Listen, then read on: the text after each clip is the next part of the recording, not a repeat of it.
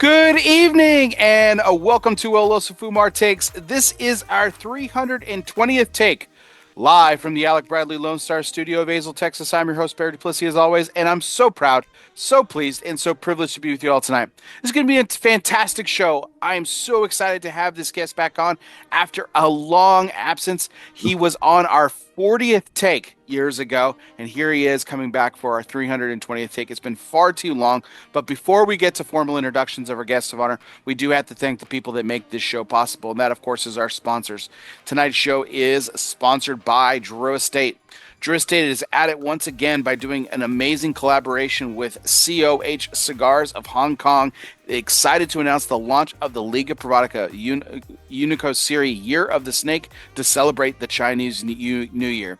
The exclusive release aligns with the year of the wood snake, symbolizing wisdom, charm, and transformation, traits that were deeply pondered while blending and crafting this limited and exclusive short batch. It's an honor for Drew Estate to participate in such an important cultural moment, says Jonathan Drew, company founder and president. We've worked on the year of the project for quite a long time, and it seems to have an impact on people who wish to bring two distinct rituals together for celebration and reflection. I would love to personally meet the people who are enjoying this collection. That would be so cool. The Year of the Snake features a 7x44 Lonsdale available in beautifully crafted 10-count boxes. Balanced and complex with a peppery kick, this Liga reflects the a potent nature of reminiscent of the snake. The blend is, of course, the Connecticut broadleaf wrapper, Connecticut Corojo binder, and fillers made of Brazilian, Nicaraguan, and U.S. tobaccos. A very unique offering from Drew Estate.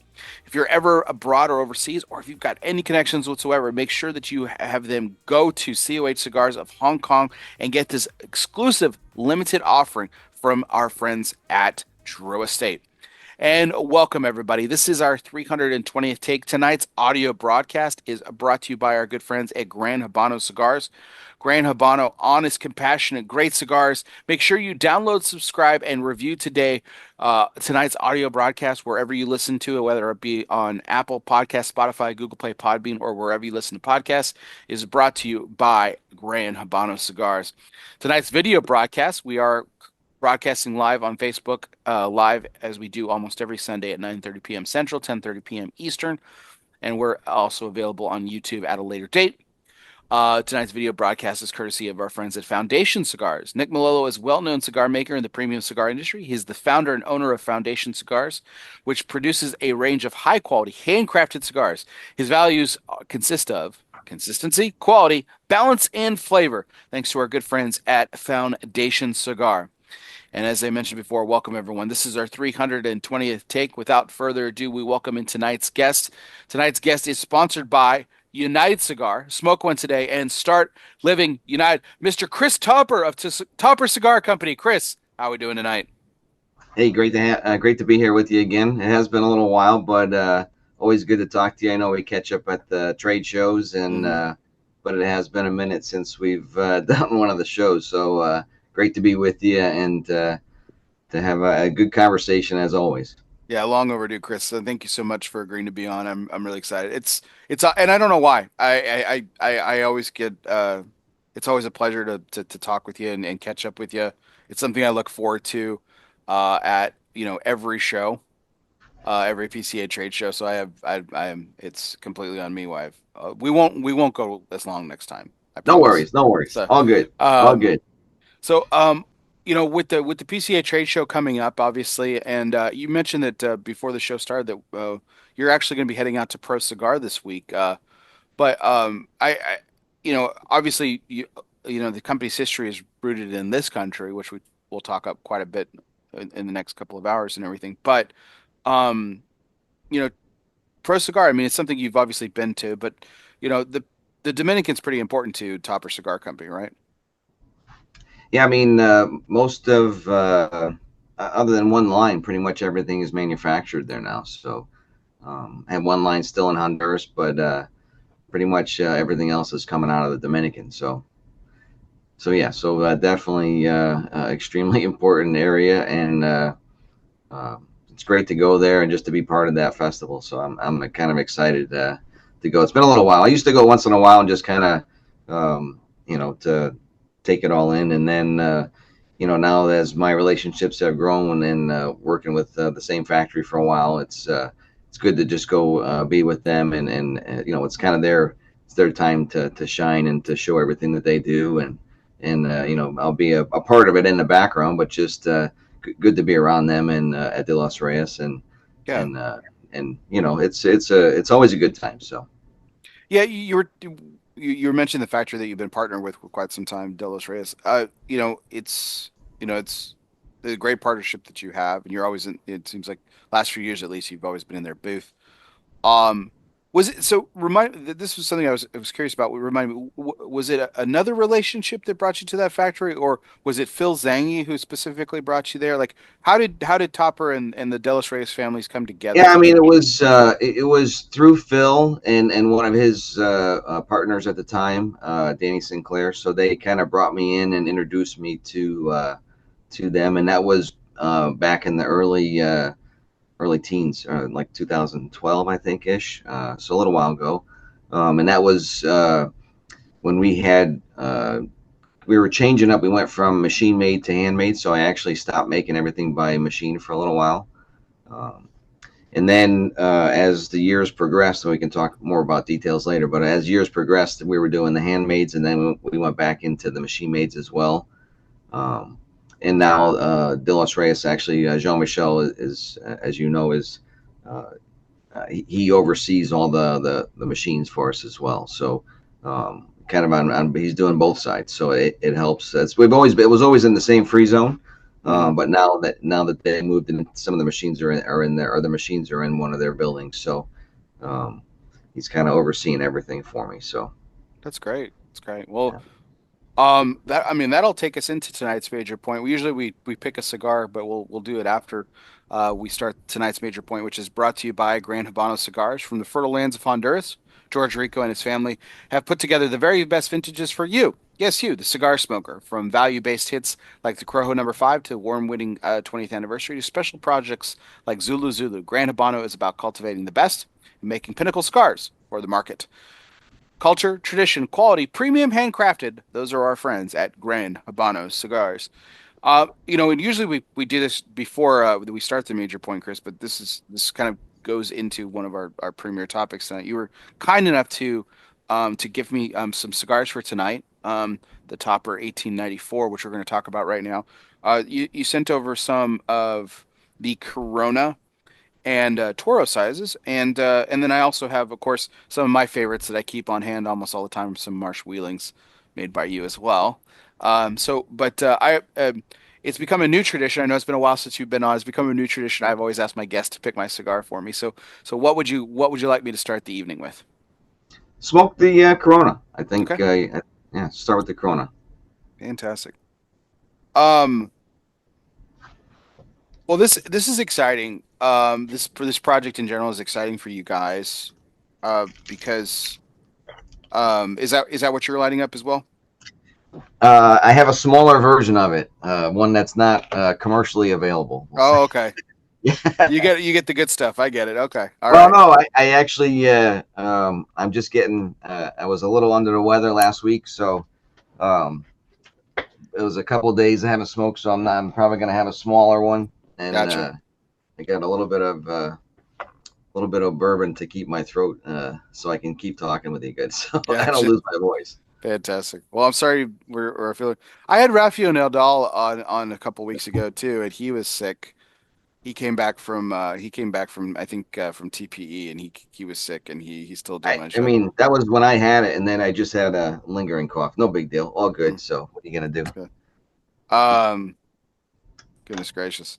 Well, I mean, this is really exciting because this particular cigar, when people think of Topper cigars, the year that kind of comes to mind is 1896, but this is 1894, and this has a very special story. Now, we talked about this last year at PCA, but for my audience who may not know this and always remember the year that associated with Topper being 1896, let's talk about why 1894 is so special. In particular, this marks your 130th anniversary, and I'll let you talk a little bit more about it.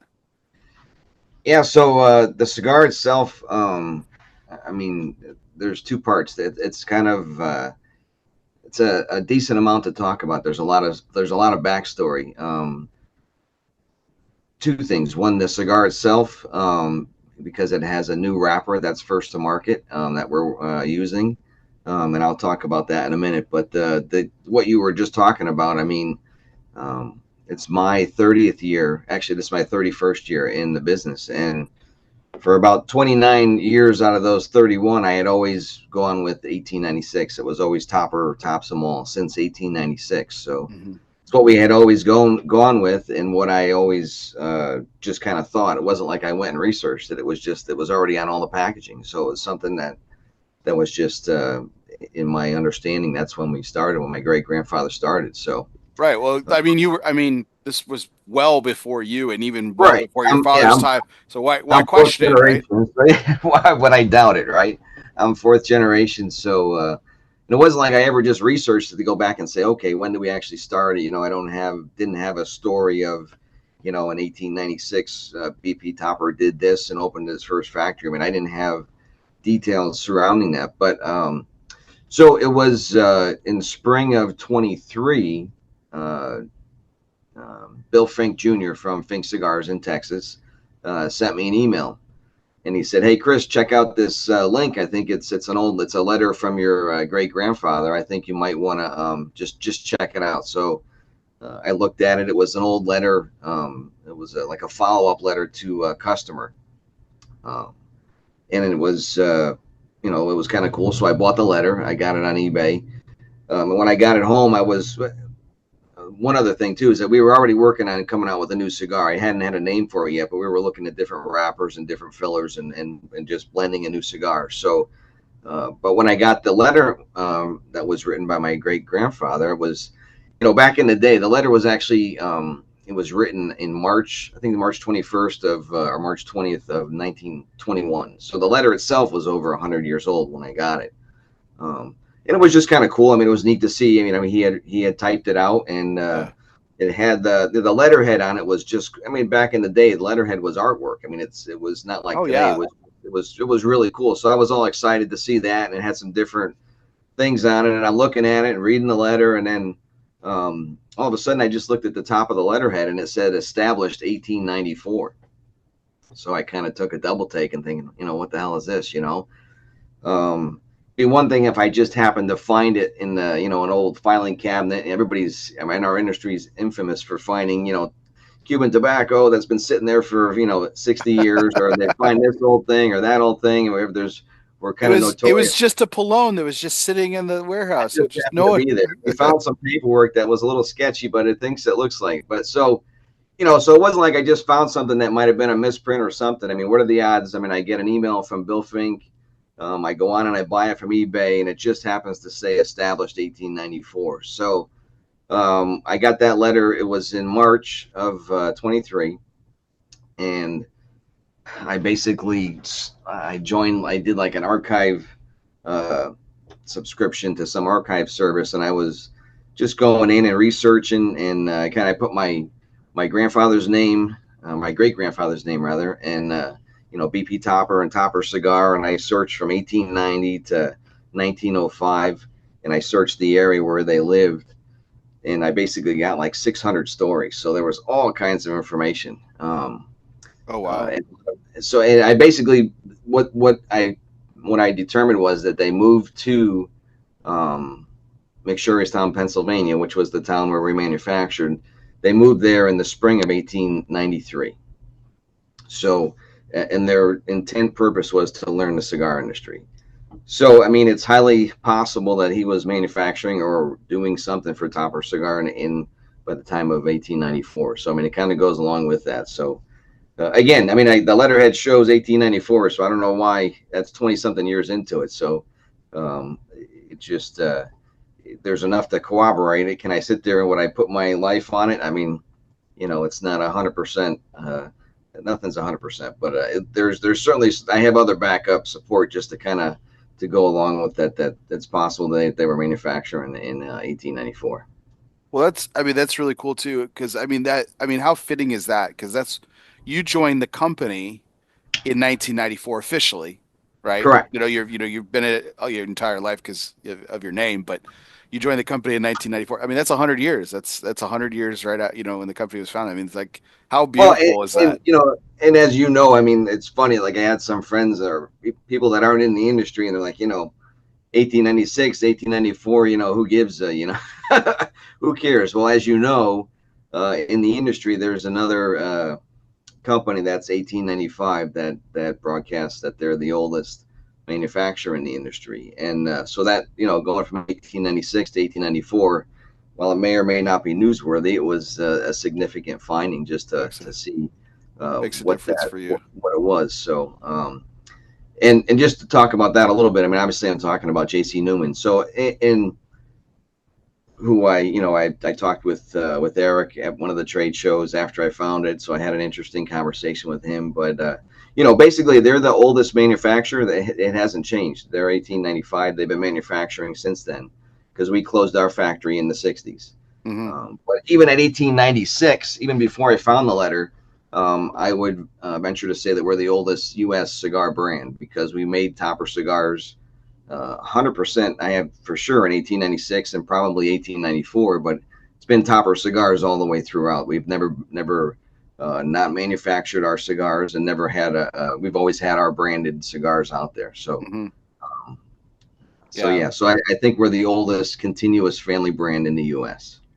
I mean, both your stories are fantastic, and it's just but it's also they're both beautiful, but it's also very sad because you think about I mentioned Marsh Wheeling a second ago, and like in McSherrystown, Pennsylvania, which is where you guys are from.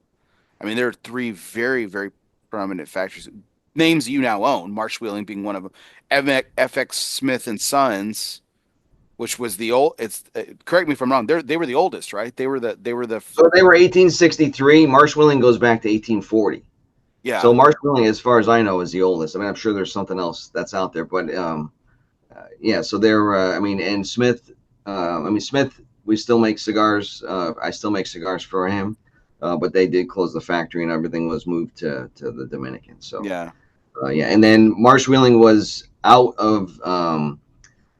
I don't know. Well, they moved. They had changed hands. It was different companies owned them throughout the years, so it wasn't continuous like our family. right. So, but yeah, I mean, that's 1840. It was off the market for like 2.5 to 3 years when we brought it back because it took a long time to get all the machinery shipped and set up in the Dominican. But it's actually come back pretty strong. We're doing okay with it. So, I mean, I'm happy that it was. When I was first researching what we were going to do and which cigars, because they had a huge portfolio, and I was going on. I was on some Civil War reenactment forums, and they were kind of like upset that Marsh Wheeling was gone because that was a period correct cigar. I mean, it was there, Correct. So I mean, Well, it was around. That's why they loved to smoke it. And I remember posting on a couple of the forums saying, "Hey, don't get too upset. We're bringing it back." And it was kind of funny. Some of the guys followed us all the transition, and they were or the transition to getting the machines up and running over in the Dominican and bringing the brand back. And had a lot of guys that were just asking where they could get it and stuff like that that's so cool. when we first brought it back. So yeah, it was kind of cool just to be able to do that, and they were excited to have it. So Talk about so a diehard fan base, right? yeah, no, I mean, come on, I mean, really, I mean, So yeah, there's those people are crazy in the right way. I'm the history buff. Like they're my kind of people. Like absolutely. Like no, but I mentioned this last time we spoke. On the show years ago. The interesting thing about Marsh Wheeling, and I remember now that too that they were from the 1840s now because that was actually William Seward's preferred brand. William Seward, famous Secretary of State under Abraham Lincoln. That there's was his so like. many people that smoked Yeah. it. I mean, yeah, I mean, Ulysses S. Grant. I Yeah, mean, John Wayne. You got, I mean, supposedly Lincoln smoked them too. I don't know. There's all kinds of. I haven't looked back. I have a whole big history of it. If you remember, Frank Seltzer wrote a huge history, and he sent that's that to me. right. And he wrote a story on us, and we brought it back. So I have a lot, like a big archive of all that documentation. But and it's just to look at all the people that smoked it. It was crazy how many people that smoked that brand. So Oh, and then look, it was in the Green Mile, it was in Mad Men, hmm. a bunch of different TV shows and movies. The Green Mile was cool. So that was they used the box was where the mouse was living. So if you remember that, Yeah, it was the old yeah. marshmallow box, and it was on one of somebody's desk in Mad Men a few times. It was on that too. So kind of cool. I want to go back to the 1894 piece in a second, but I Sure. just want to keep going Sorry, we down. got No, sidetracked. but no, I want to keep going down this train of thought because this is something I wanted to ask, and I mentioned this to you before we started the show, and I've mentioned it to you a couple of times. It always it gives me this really this. It's not not my family, it's not my story, but having gotten to know you over the years, and being so fond of you personally and your family and the brand and everything, it always is a sense of pride. I mean, I can go into any grocery store, any convenience store even, and and people probably pass it by, thousands of times, right? And then there's Marsh Wheeling sitting down there, and I was telling Frankie, my partner, I was telling her about this, and I was like, hey. I need to. I was like, let me tell you about this, and she thought it was just as cool as I did. Like it was, but I love telling that story because it like so many people walk by and they don't understand that that's hundreds of years of history. um and you're still around. Here you are, like that's part of you, that's part of you and your family and everything. I mean, this is it. I mean, what is that? I've asked a couple of manufacturers this question, but for you I think it's different. Like it's not, it's different than going into a cigar shop. For a lot of other people I talk to, like they remember putting their very first cigar box on a retailer shelf. You don't have that memory because you guys have been around for over 100 years. So Yeah, it's got to be different when you walk into any grocery store and you see 100+ year old brand that you own, you manufacture, just sitting there. I mean, right? yeah, I mean, I guess the only way I can relate to what you're saying, other than the way you just put it, but I mean, going with my dad and riding along in the station wagon with all the cigars in the back and helping them bring stuff in. So I mean, I mean, I do kind of have that. It was kind of cool, but never really putting the connection, that my name's on all those boxes and it's on all those bands. So, Yeah. and it's always, I mean, I'm sure we'll talk about this a little bit too. I mean, and even because we're for a while we were mostly known for machine made cigars, and it's like, Hmm. you know what, man, we're putting our name on every cigar. I mean, we're making a quality product.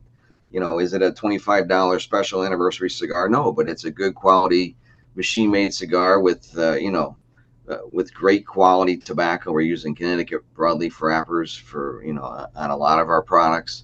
And we're using short filler, so it's a but it's all good quality filler, so it's just made less expensively. It's not like it's not like a mass market product that's not all tobacco. I mean, Hmm. it's all tobacco, good quality tobacco that we use for our product, and it's whether it's a machine made or a handmade. I mean, I'm still putting my name on it, and we're proud to sell it. So. It does really come through a lot to that.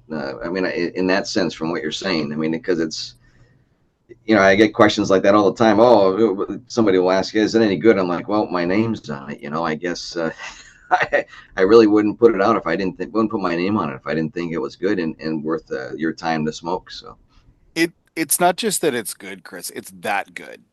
Like it's it's premium cigar good. Like the tobacco that like you have on some of your machine made stuff is, like you said, it's premium tobacco. It's just made less expensively. And that's what I've tried to like convey when I'm educating people about it. I'm like, you don't understand. Like I years ago I was a guest on Cigar Dojo and we were doing humidor deep dives. It was like, hey, from dive into your humidor, and it's something that you maybe other people haven't heard of, or people. I said, well, everyone should have heard about this because it's been around for 120 years at the time. Um, and I said, this is, and one of the guest panelists with me, a guy I've known for years, Rob Rasmussen, he's like, really? And he had no idea. And this is a guy who's pretty astute in the industry, and he had no idea about just how rich your history was.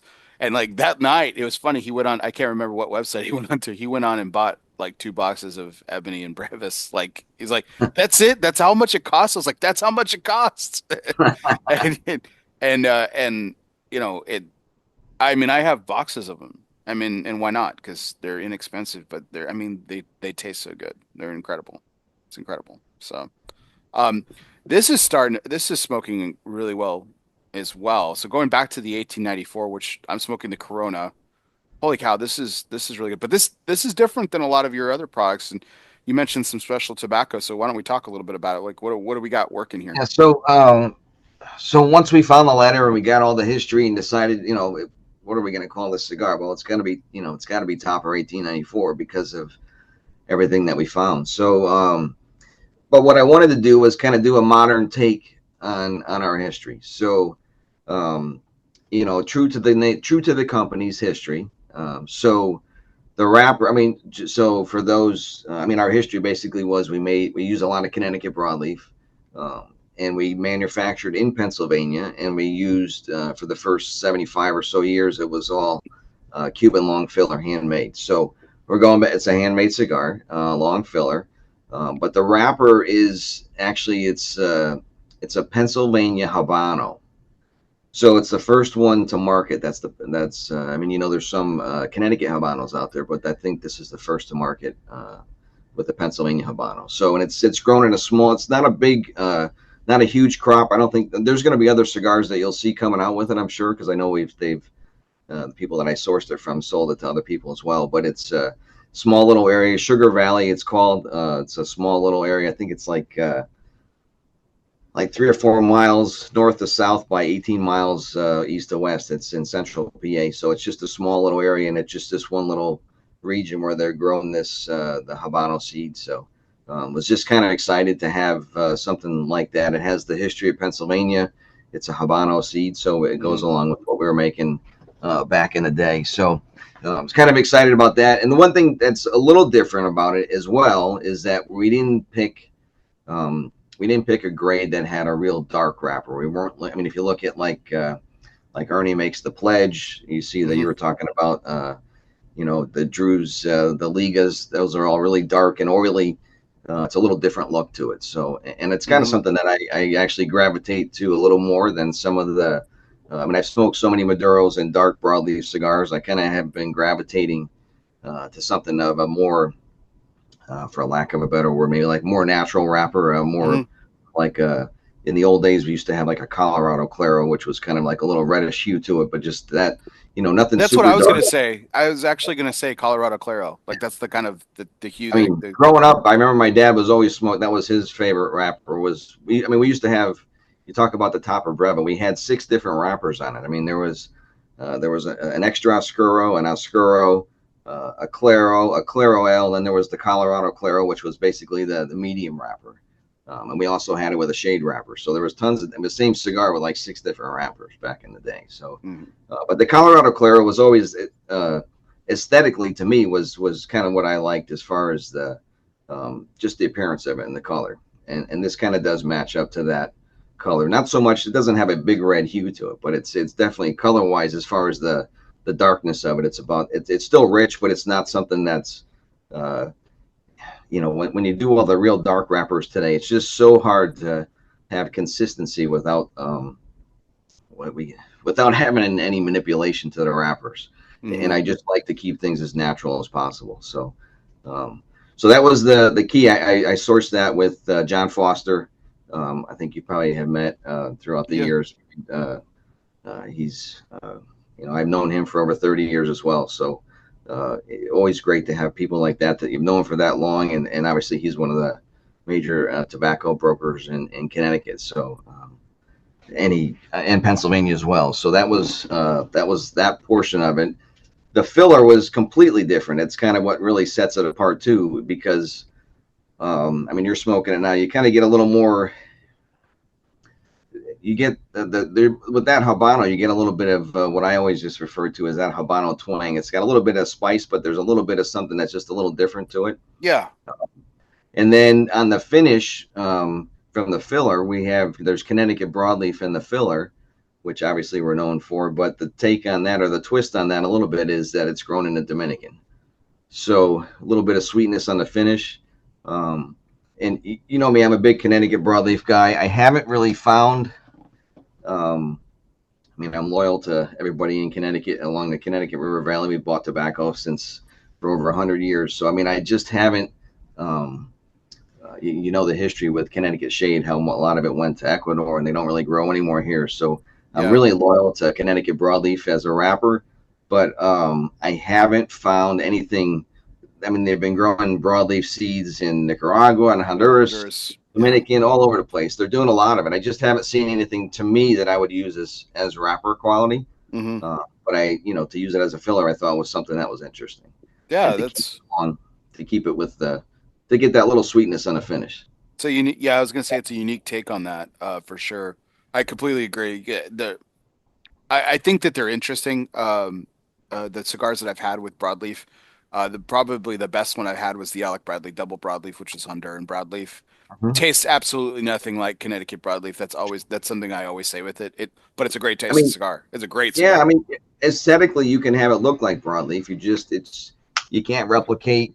Yeah, it's very difficult to Yeah. replicate the everything else. I mean, I don't even think it looks like it, Chris, to be honest. The Alec Bradley double broadleaf, like I don't even think it looks like it. But I think it's a fine tasting cigar. I mean, it was in my top 10 a couple years ago. I mean, I, um, I haven't but smoked one of those in a long time. I honestly I couldn't say that I remember what it looked like even. So I yeah, have to look now that you're saying it. I So think it almost looks more like the cigar we're smoking some in of terms this. of like that color, that Colorado red we were talking about a little bit. So, but yeah, this is smoking.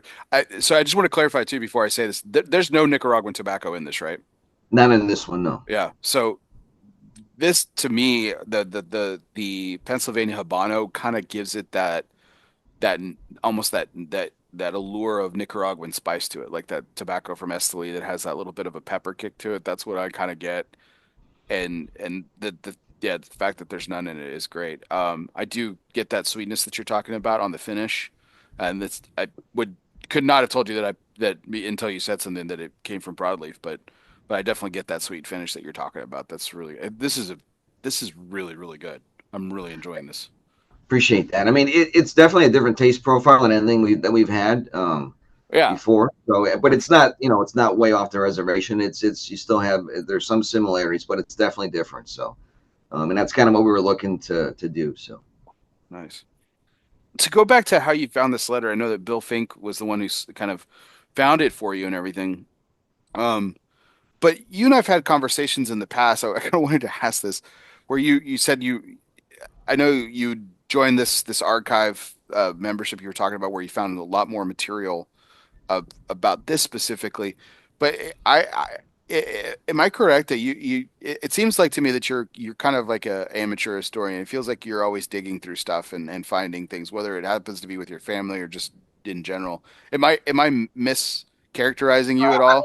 uh, a little, but I mean, the only thing that's interesting, or it's interesting to me, because I just still stumble across. I mean, I was making a joke at my own expense and other people in our industry saying how, you find this little tobacco, you find there's always kinds of stuff that just appear. But I mean, occasionally I'll just find a manila envelope with, all of a sudden there'll be a letter from my grandfather to my dad or something, and it's just kind of, there's just stuff kind of all, there's a bunch of Easter eggs all over the place. It's like, you know how you say that, so Yeah. and it just amazes me that sometimes I still find stuff. So I mean, even a few years back, I was in a warehouse, literally a storage facility that was a horrible. It was just that we had a bunch of old molds and stuff. Not to get off on a big tangent, but I found a box of cigars that was, it had our the stamp. I looked at the number on it, and it was our factory number on it on the bottom of the box, and they were Cuban long fillers. So it was like the only ones that I ever got to smoke that were made in our factory. So I just happened to stumble upon those too. So it was kind of, I mean, it was kind of cool that I was able to do that. So it's great that there's the history behind me, that there, and my dad passed away early, so I didn't get to know every story and hear all the different aspects of how business was at different times and things like that. So I have to kind of vicariously live through some of these different findings things that I find. And when I did that archive service, I mean, my God, it was crazy. It was kind of like I mean, the newspapers were basically, the 1890s and early 1900s. It was the 1900s, early 1900s version of Facebook. I mean, it was, they'd have a little story about just crazy things and stuff that you would that you would post on Facebook. I mean, it was, Uh, just the town, ongoings in the town, and it would just say, BP Topper was seen driving down Main Street in a new Lexington touring car. And I'm like, what the hell is that? First of all, what's a Lexington touring car? So I'm Googling that and I'm researching it. And then, 6 months later, my grandfather was found. He put it in a ditch and got into an accident with it in the same Lexington. So it's just kind of, I'm just oh, that's following all funny. these stories. It was just kind of funny. So, That's funny.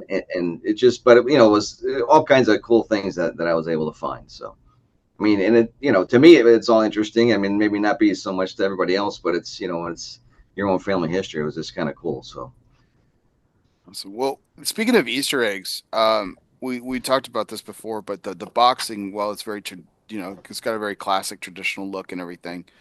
Um, has some Easter eggs on it too as well, other than the 1894. We've got your names of what we have. It looks like we have six names. yeah, there's six names. So it's BP, which is in the center. He's the one who started the company. Hmm.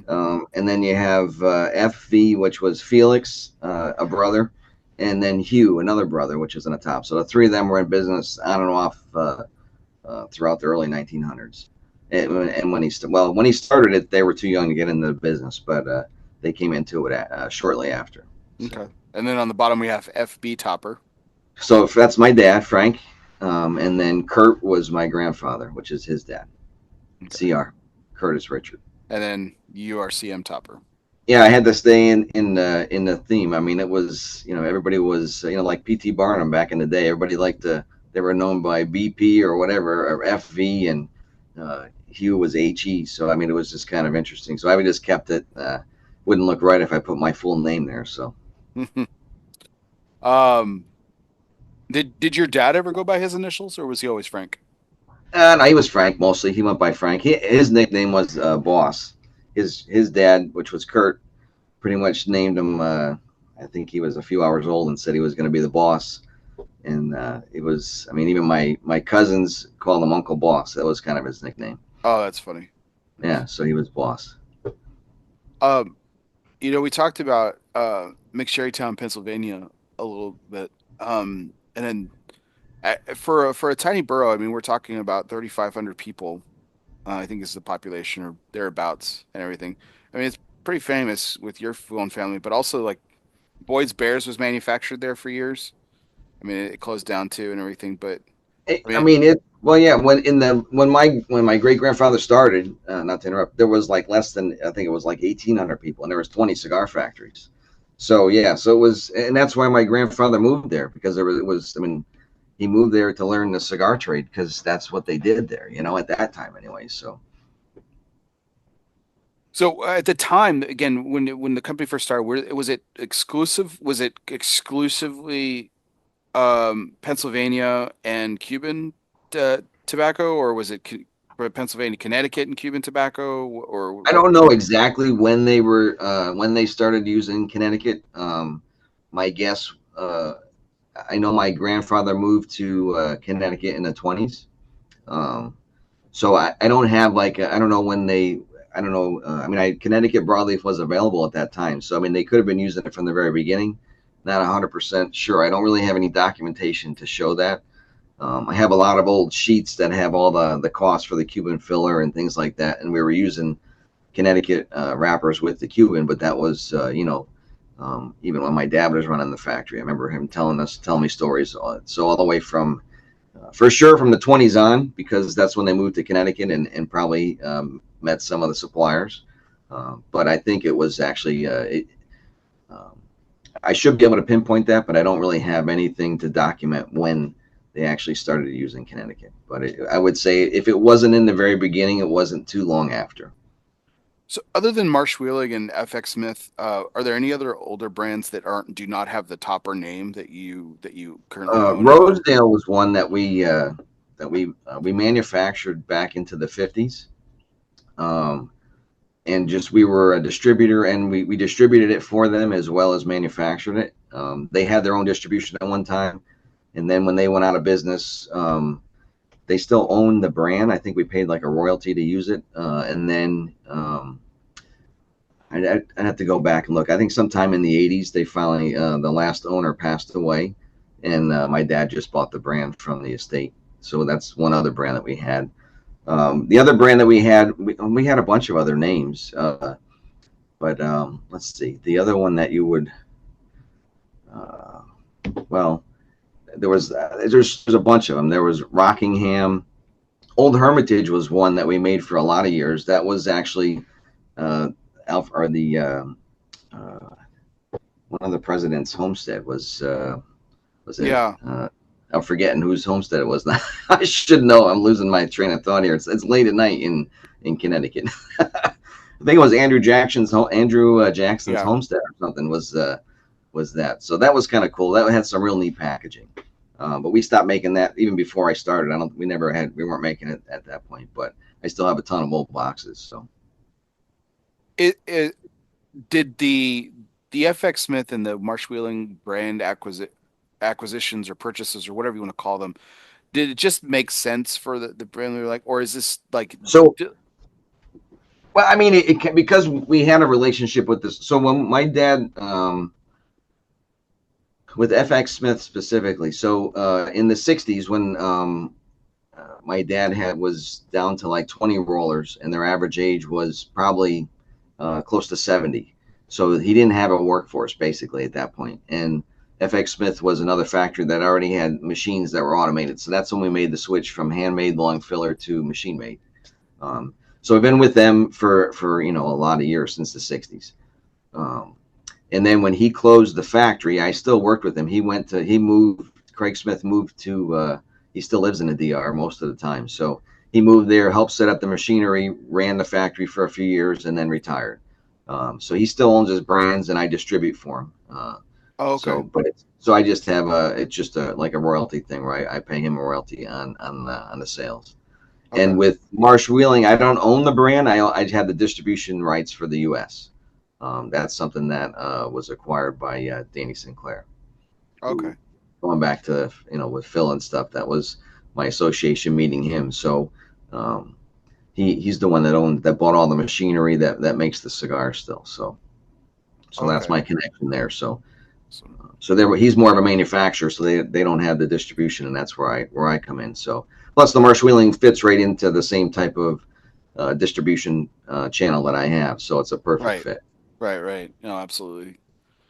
Yeah, I would where I was kind of going with this, I was just curious if like it is there, if there, any other brands from that era or that time or that geographically speaking, like became available. I mean, would you guys look at, purchasing or acquiring those? So well, I mean, the biggest one, there was one that was left that we tried to acquire, and they didn't.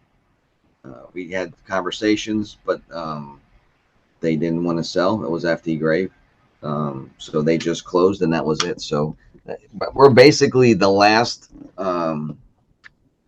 It, I would call it like a New England style brand, where it was because we're using Connecticut broadleaf, all tobacco, machine made cigars. There was a many different brands that were in New England. So we're really the last one left. There's nobody left, and I don't even know. I mean, you might know better. I don't know what. I know that that all the machines that Fink closed their factory as well. So I know they were having some of them still made by someone else in the DR, I think, but I'm not sure if they still are or not, or what they're doing with that. So there's really not a lot of.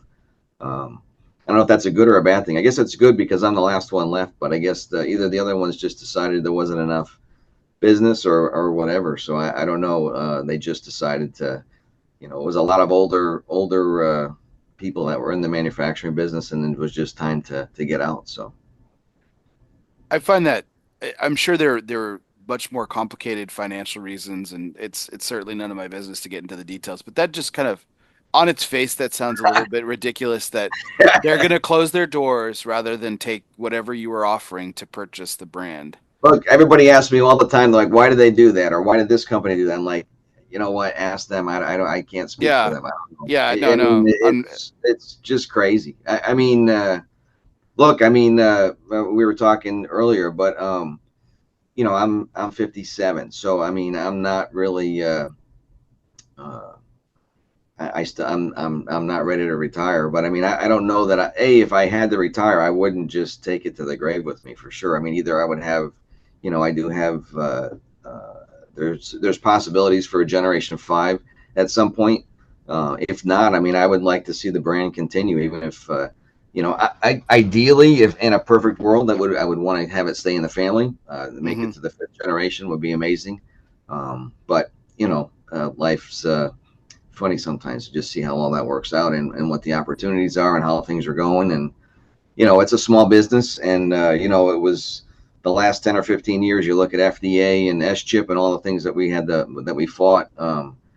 It's not an easy, it's business is never easy. So, but Hmm. it's, anyways, it's, there's potential. So, I'm not going anywhere for a while. So I'm not really, it's not like I'm sitting there trying to make a plan, but I mean, a few years ago, I made a 10-year plan, so I'm a couple of years into that, at least to make sure that either there's a generation five or there's some type of continuation plan so that it's able to continue going.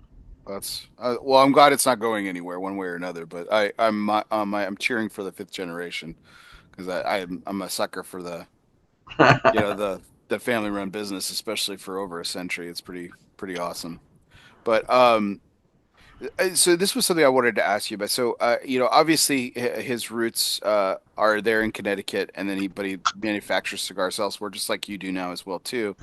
But he kind of came back home and set up like his home shop back in Connecticut was Nick Melillo. Yeah. I mentioned him earlier.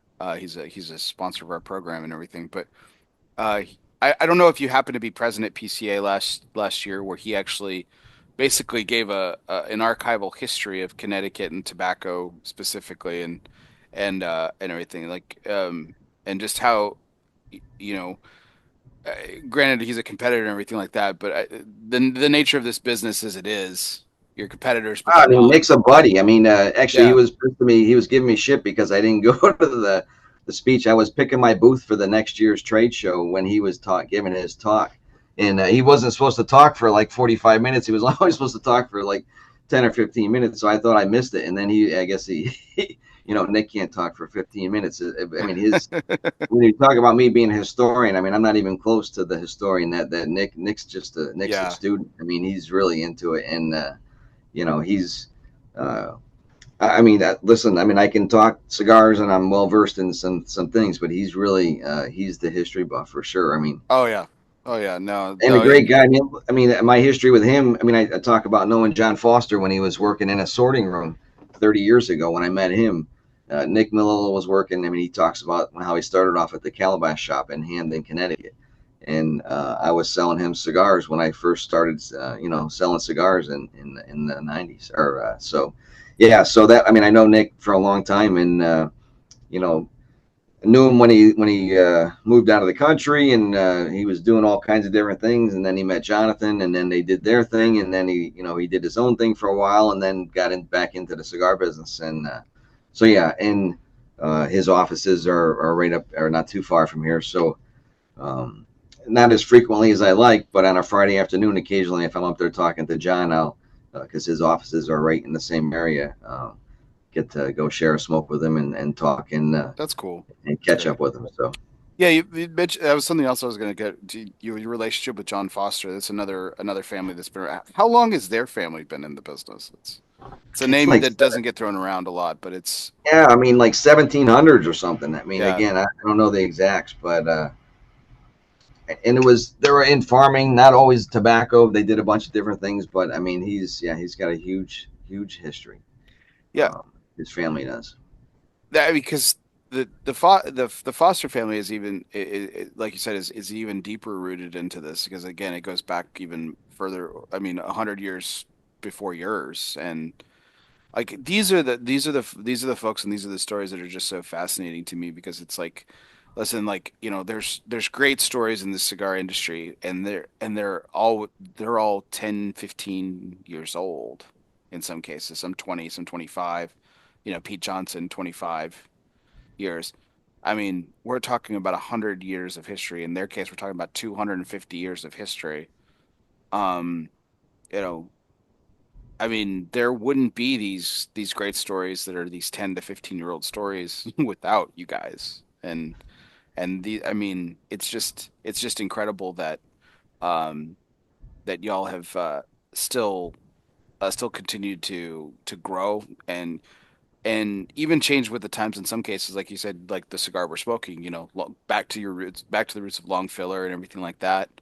Um, but I mean, you still do what you've done for the last, two generations when your dad switched to machines in the 60s. So, did you ever talk to him about that? Was that like, was that, I mean, obviously it's like at the time you said you were down to 20 rollers. The workforce is fading. I mean, I mean, it was more survival than anything else, but was he ever conflicted about that? Was he ever like, oh, we're giving up something here? Or, I mean, I mean, as you look back now, knowing, I mean, look, first of all, there weren't any, Bear Duplessis. There was nothing like this, right? So there was no magazines. There was no. It was just a complete different industry. sure, So there wasn't. It wasn't like it was. I don't want to frowned upon is the right word, but I mean, uh, two things. One, it was survival, right? I mean, sure. he's got 20 rollers and they're 70. Well, guess what? You don't have anybody else to replace them. So, and there's already machines, and that was where people were making a transition to the machines. So, um, there was nothing else to do at that point. I mean, and it wasn't like they still, I think the factory went, let's see, what year was the embargo? 62 Mhm. Yeah, ish, 62, 60, 63. 60 wasn't 62. It wasn't 63. 62. Yeah, yeah. Okay. So, anyways, early 60s. So we didn't close the factory till the late 60s.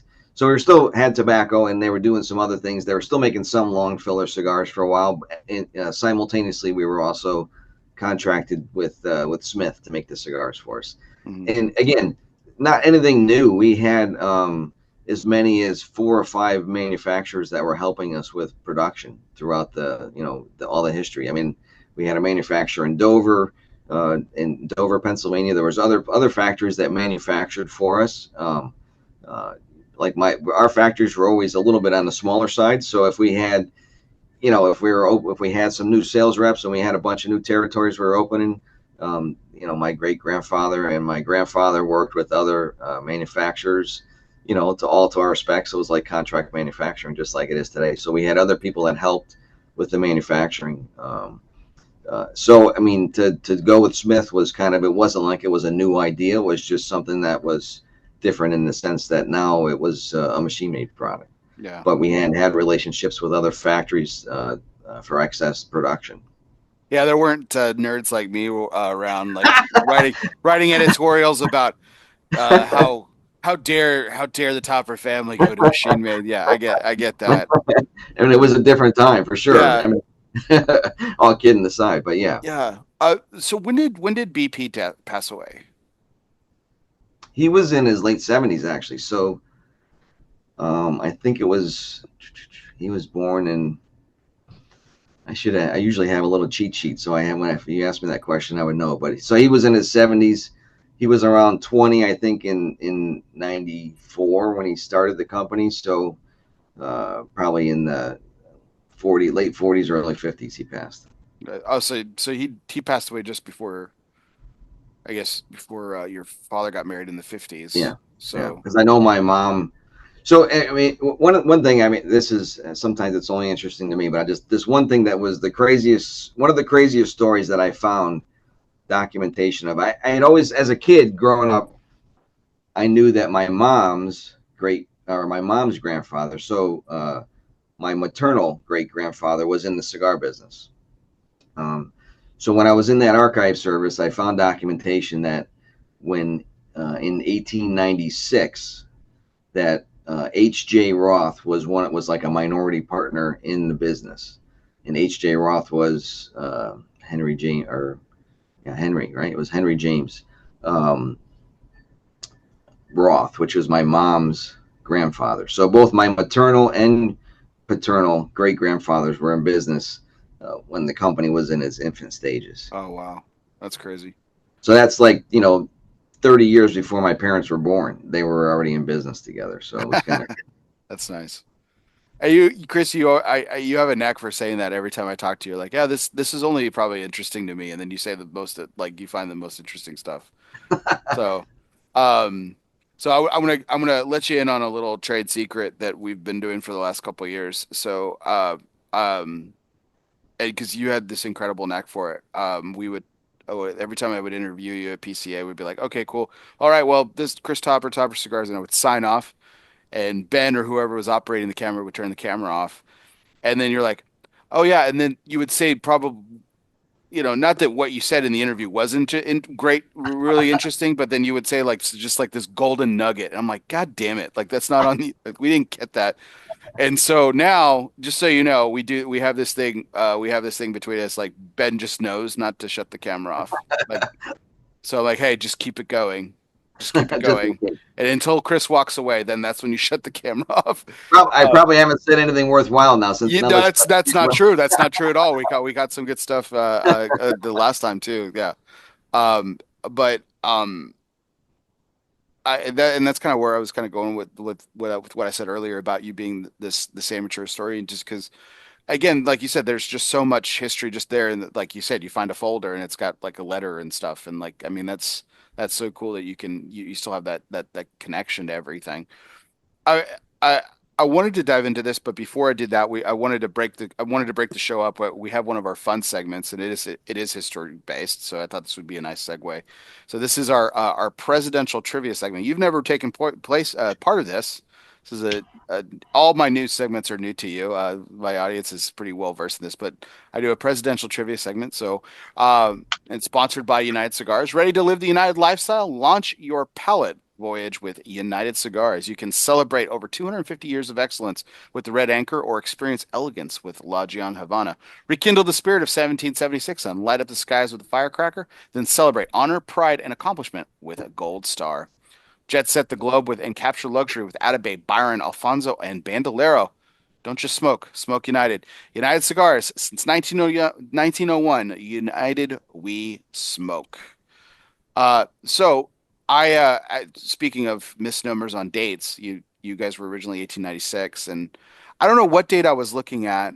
I think I did some funky math. I think when I was writing up the ad for the the Tonight Show, I was like, yeah, this the time of Roosevelt was when you guys were around, but that even precede your time, your family's time in the cigar industry precedes even Roosevelt.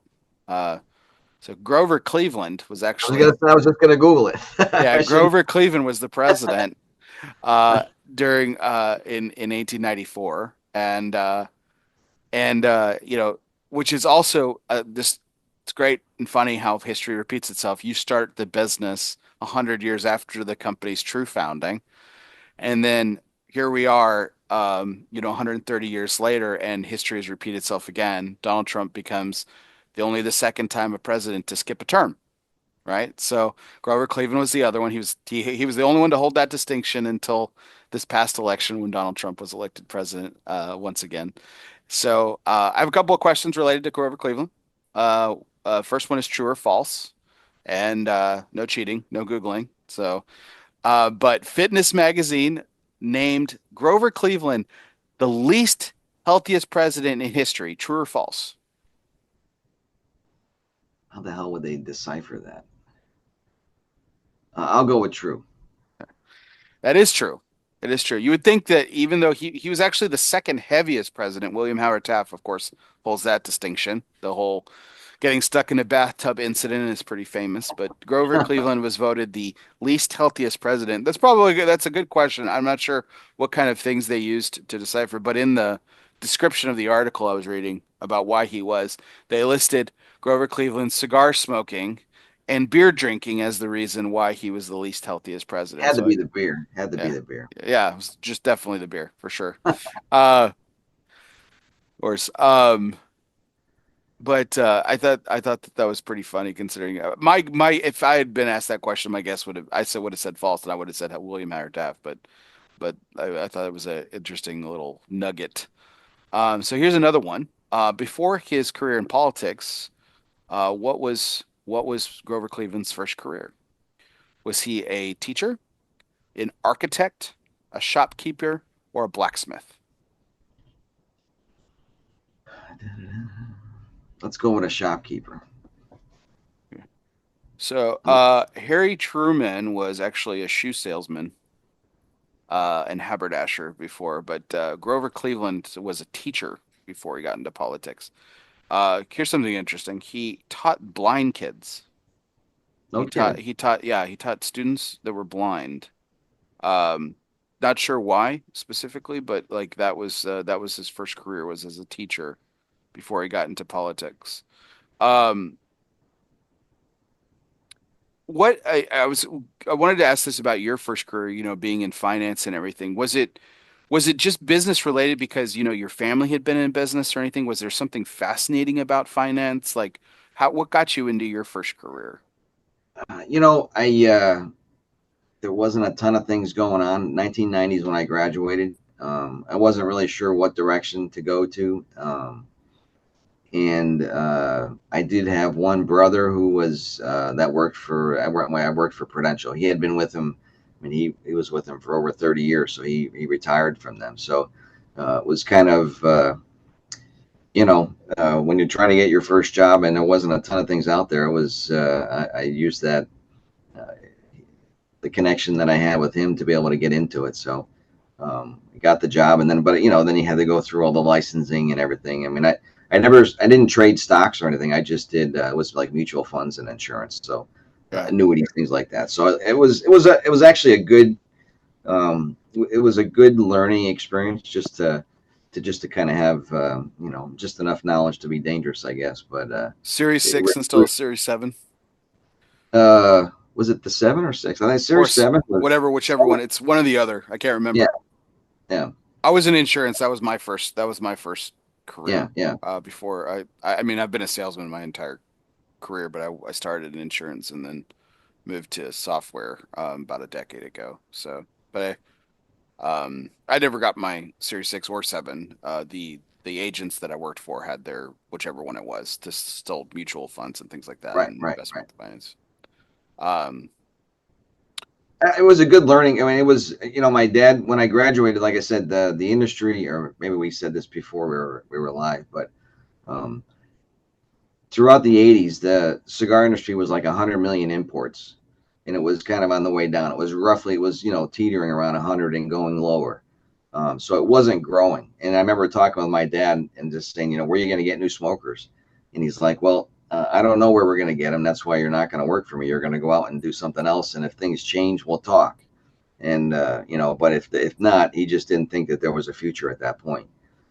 So I went out. That was 90. I graduated in 90. I worked with Proof until early 94.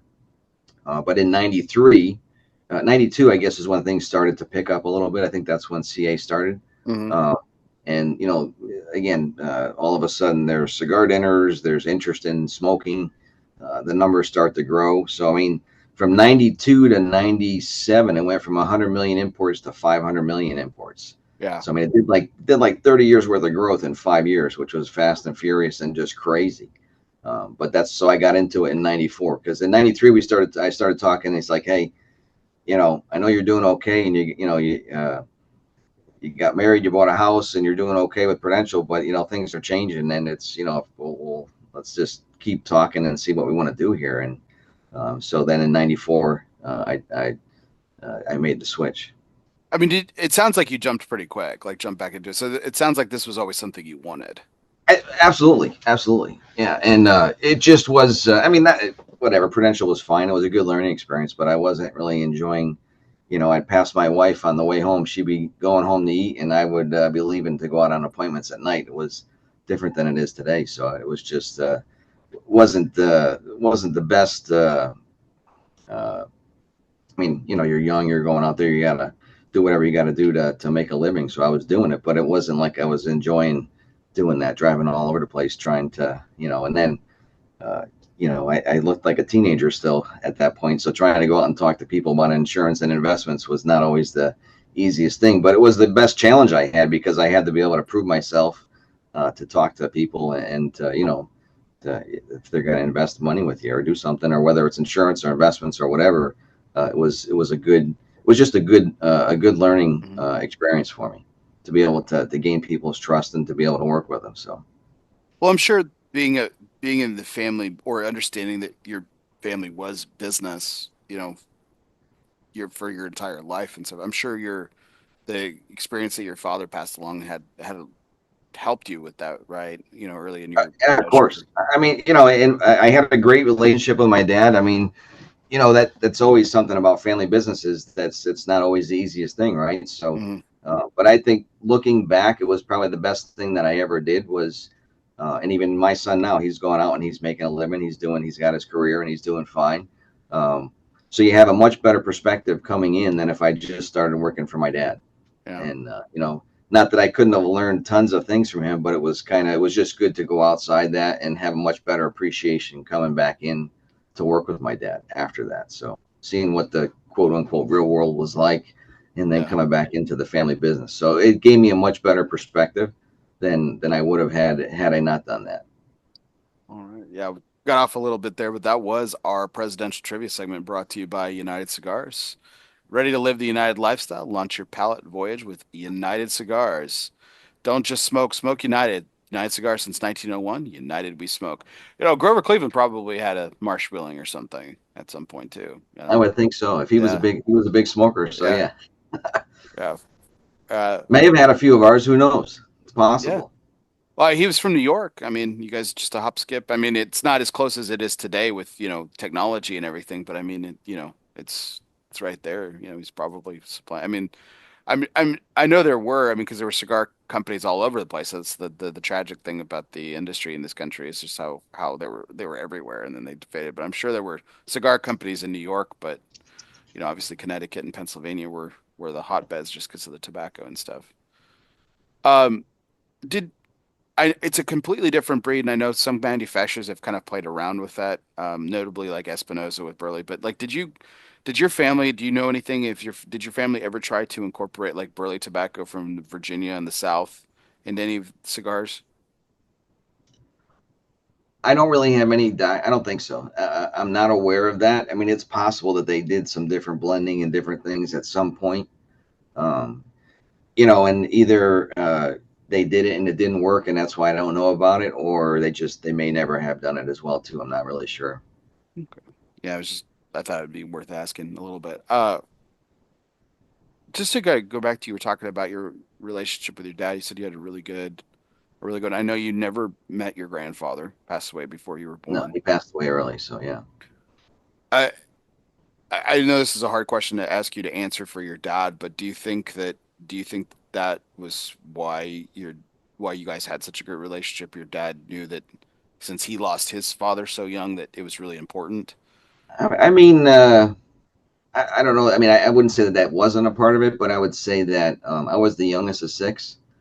So I think that just being the youngest of six, I think I had a different, my young, my, when I was growing up, it was a different experience than, for example, my oldest sister or brother had, right? Because Hmm. they had been through everything. I mean, six kids is a fair amount of kids. So it was just a different, I grew up differently. I think um, I was probably an older kid, if that makes sense, because I'm all the closest sibling to me was 5 years older, and that was a sister. So Okay. it was just, and then my brothers were older than that. So it was, I grew up with a lot of older people around, so I was kind of um, not beyond my years, but I just had a different. It wasn't. I was more involved. I was going with my dad to the tobacco fields. He would take me, and I knew the growers that we had and stuff. And then I was always going back and forth to Pennsylvania when he was going out to the factory and stuff. So it was just a different thing. I mean, I always had an appreciation for the business, of course, and what he did and how he did it. So, um, and nothing's to learn. So when I started in '94, I mean, there were still people that remember my grandfather. So I would be out in a store and a customer would come and say, "Oh, I remember your grandfather used to come. He always had the top hat and the overcoat and was handing out cigars. And, so I kind of, even though I never got to meet him, I kind of got to, he lived vicariously through through retailers that I knew that he sold to, and customers that actually knew him. So that was kind of cool. And the same with my dad. I mean, even when he passed, I mean, it was, for years I would run into people that maybe that weren't close to him but knew that he was the cigar guy's here, or whatever type of thing, and it was, they said, oh, how's your dad doing, well, he passed away a year or two ago type of thing. But I always ran into that, but everybody always had fond words to say about my dad. He was really well respected, and he was a great guy. So I mean, it was just it was I lived a lot of stories through just working. I mean, I would never know what I was going to walk into, or what story I would hear. So, and when did he pass away, Chris? My dad died in '97, so I only got to work for like 3.5, 4 years with him. So you were, I mean, thrust into leadership pretty quickly at that Yeah, point. it was kind of crazy. I mean, when I look back, I kind of always joke that nothing like being thrown into the fires, right? So from 90 like 94, we bought tobacco. It was $4.50 in the field, $4.50 a pound. 97, my dad passed away in May, and I had to buy. That was my first crop that I had to buy myself. So business had like doubled in the past 2.5 to 3 years. So we had to buy more tobacco, and it went from $4.50 to $11.50. So yeah, so I'm signing all kinds of lines of credits and using my house as collateral, and I got into it real quick, and it was definitely a quick learning curve. All of a sudden, oh, it's great, you own your own business. Okay, yeah, well, your life's on the line. It's you get a different appreciation for it real fast. Yeah, so I can imagine. God bless. Um, just to go back to your dad and everything, like so again with 6 other siblings, or 5 other siblings rather, you're the youngest of 6, as you mentioned. Where was he particularly close with all of them? He had a good relationship with all his kids, or was yeah, there I just mean, a so I had 2 brothers that were in the business. One was in it before the boom, and he had gotten out and moved away. And then my brother, my oldest brother, was in the business for a while. And when the industry went throughout the '80s, he was repping. We actually repped for some other companies as well. We had some distribution for other brands. We used to work with Consolidated. I mean, we repped Tiamo oh wow. so we had other lines. So he was kind of an independent rep, and kind of had, his track went to do some other things. And then by the time I got involved, my older brother was already established doing other things, plus still representing the company.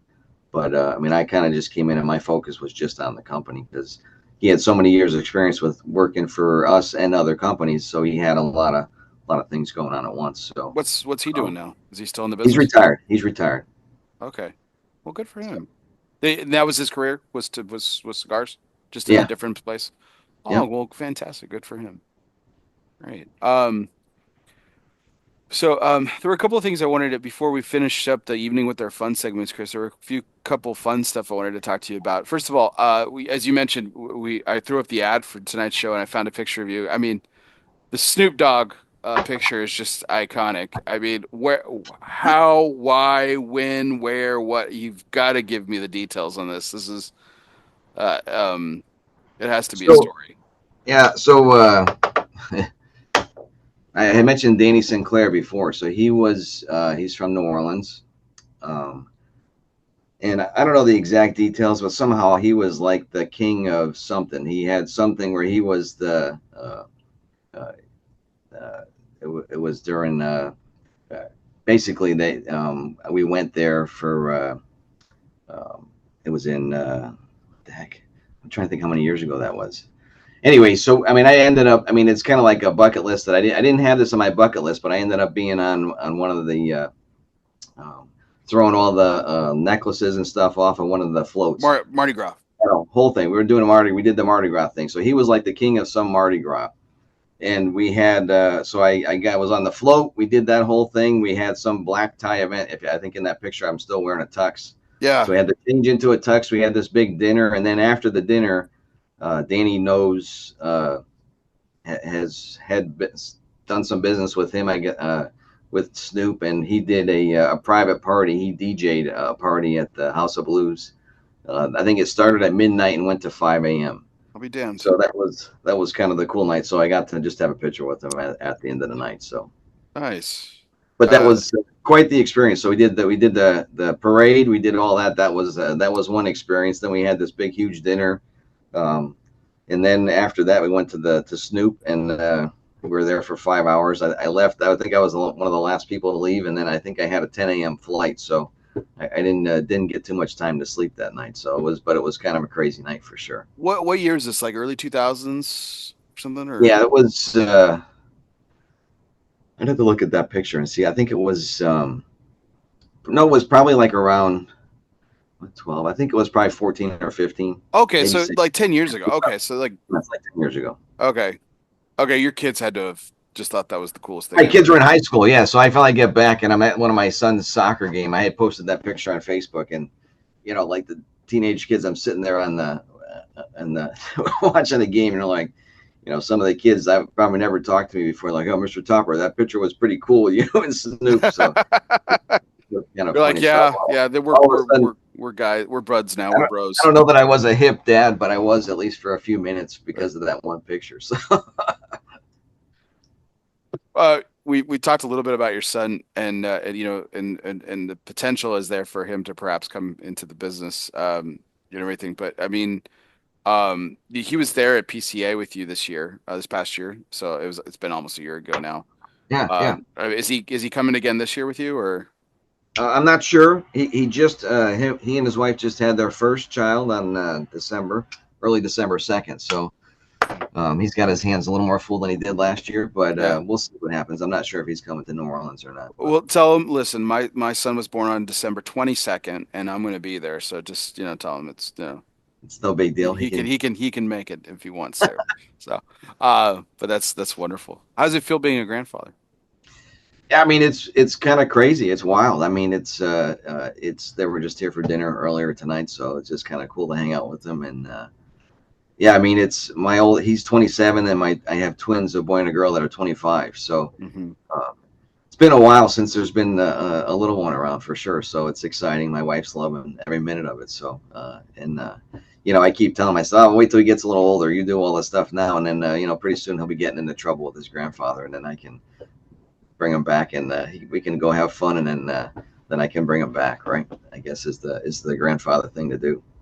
I don't know if I'm putting this in perspective for you or if you've thought about it, but have you ever looked at your son holding your grandchild and think, I mean, you're potentially looking at the fifth and sixth generation.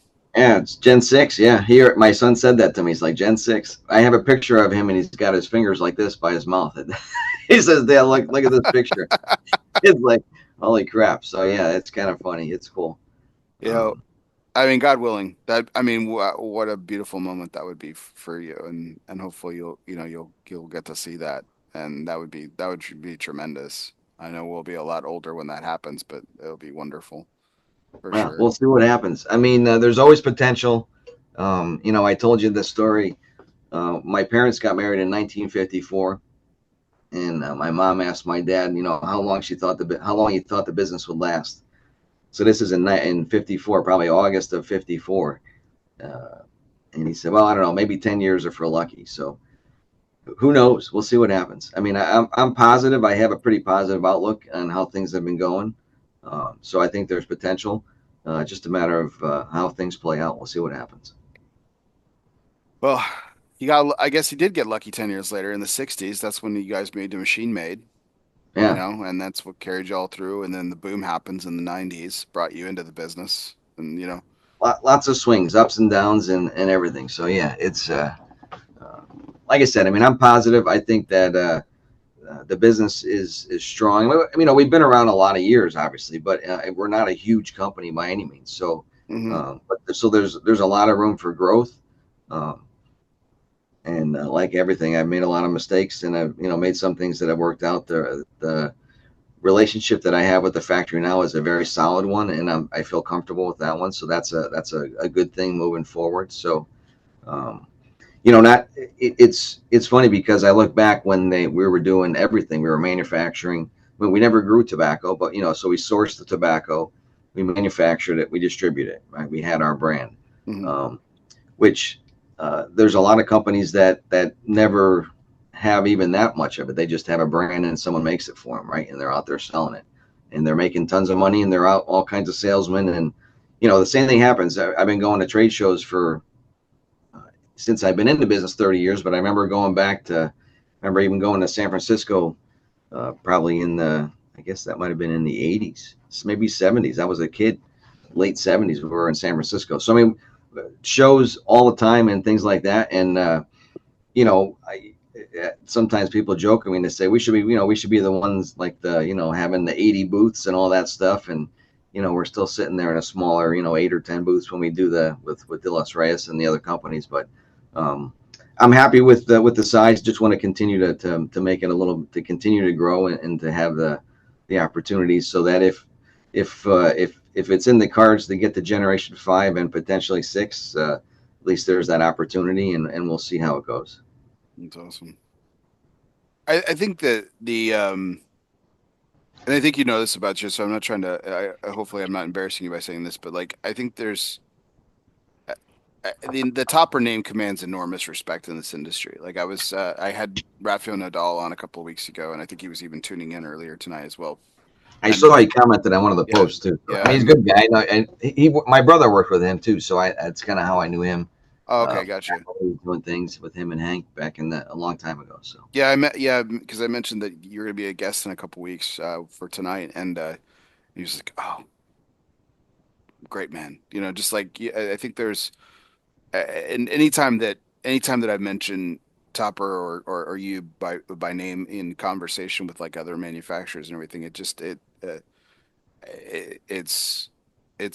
your name carries enormous respect, and you as a person carries a lot of respect for in this industry. So I you know I think your humility is one of the more endearing things about you personally. It's one of the things that I gravitate towards just because I have personally so much respect for you as well. But to hear it from your colleagues and competitors, um, you know, it I think it's just a lot about you and what your family's done for the last 130 years. well, I mean, I appreciate you saying that. It's good to hear. I mean, like I said, and it goes back to the other stories when I was, hearing stories about my grandfather, and then obviously hearing a bunch of stories about my dad, plus just knowing what he was and the man that he was too. So, I mean, that's, uh, it's always uh, uh, the other funny thing that I remember when I was just into the business. I remember walking into a store and somebody said, "Oh, he's Generation 4," and there was a customer there, and he says, "Oh, you're the fourth generation, huh?" I said, "Yep, fourth generation." And he says, "Oh, good. You better not screw it up." He was a little more colorful than that, but I'm like, "Oh, thanks. Just what I need. No pressure, right?" It was kind of funny. So, and there's been times when things have been tough. I mean, there's Well, always yeah, your house was up for yeah. collateral. I mean, I geez. mean, you got all the ebbs and flows of business, right? And then, but I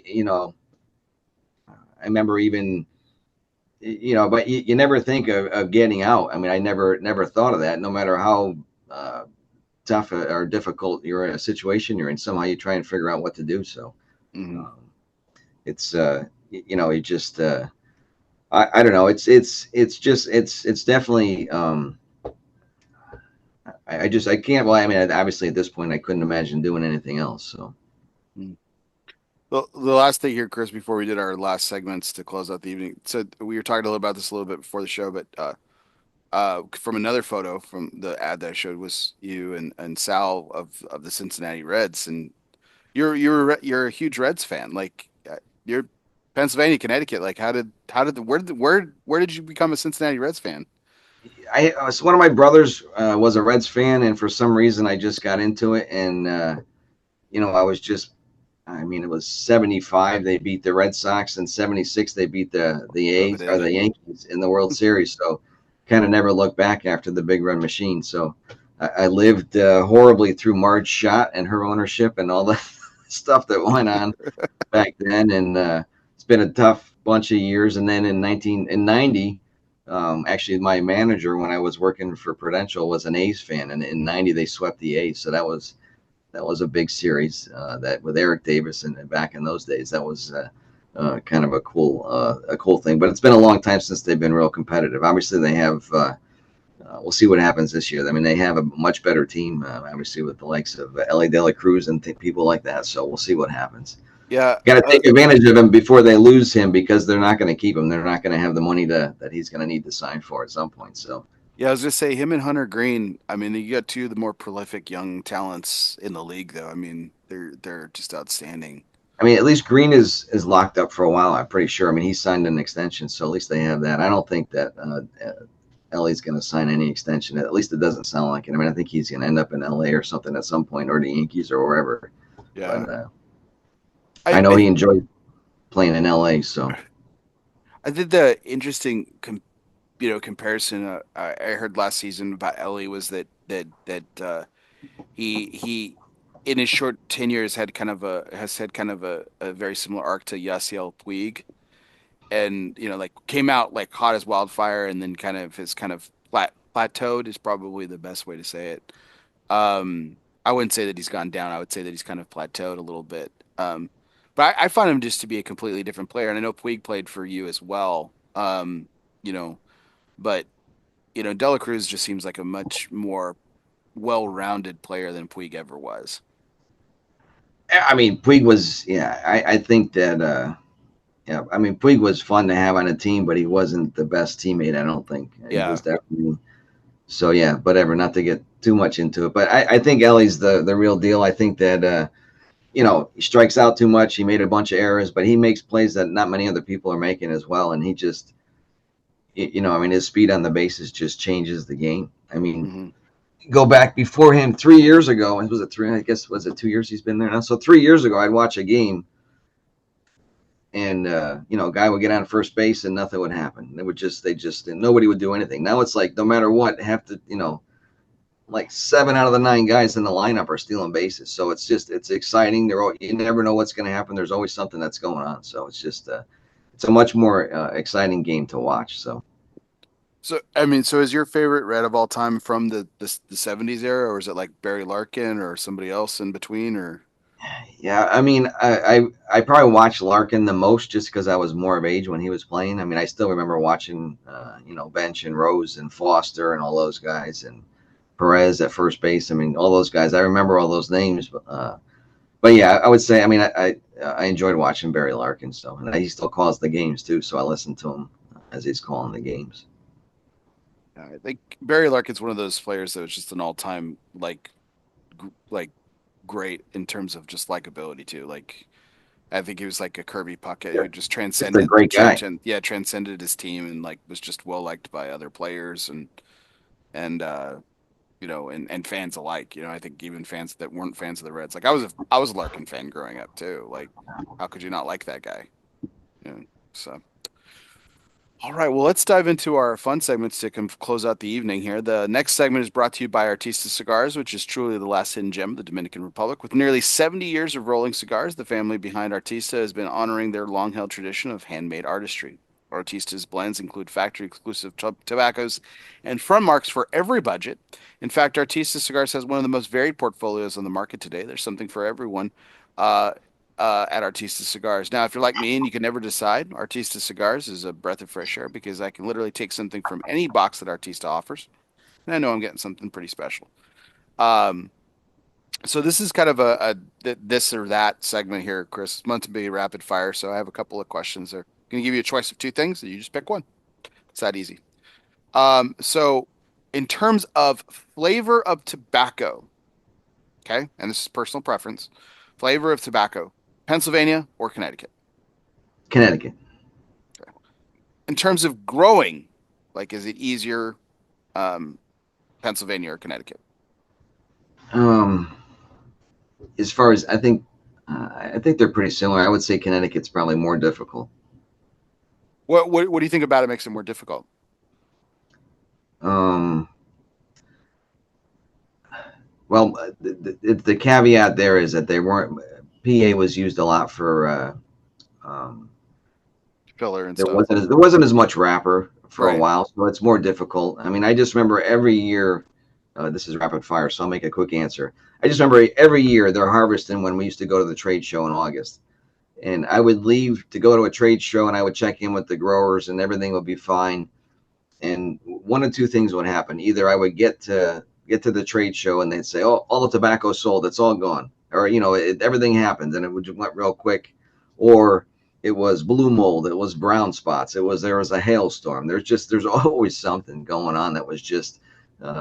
It's just there's so many things that can happen to the crop, and I don't envy John when they're at that point, because it's not even, you don't know how, if the tobacco is good until it's really out of the sweat rooms, and you're sitting there trying to make cigars with it almost sometimes. I mean, you can tell how it looks, but it's just there's so many phases, that so many things that can impact what's going to happen with it, the amount that's available, whether it's all good, whether it's it was a rainy, it was too much rain, not enough rain, whatever. I mean, there's always something that's going to impact it. So Yields are just harder.